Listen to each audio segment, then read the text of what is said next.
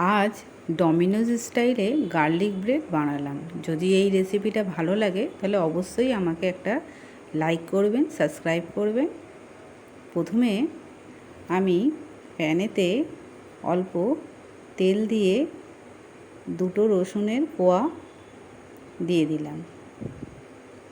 সেগুলো বেশ ভাজা ভাজা মতো হয়ে গেলে আমি তাকে একটা বাটিতে নামিয়ে নিলাম এবং সেগুলোকে একটু ম্যাশ করে নিলাম। তার উপর হাফ বাটার দিয়ে দিলাম, কিছু ধনেপাতা কুচি দিলাম, চিলি ফ্লেক্স 1 চামচ দিলাম, অরিগানো 1 চামচ দিলাম।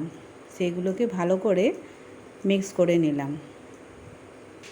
এরপর আমি 4টে ব্রেডের স্লাইস নিয়ে নিলাম, তার উপর সেই মিক্সটা দিয়ে দিলাম।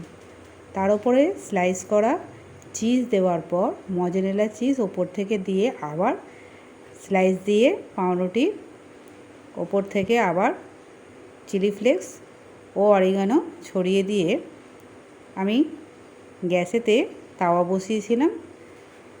সেইগুলোকে দিয়ে লো ফ্লেমে আমি 2 মিনিট রেখে দিয়েছিলাম। দেখতেই পাচ্ছেন পুরো আমার চিজি চিজি হয়ে গেছে একদম।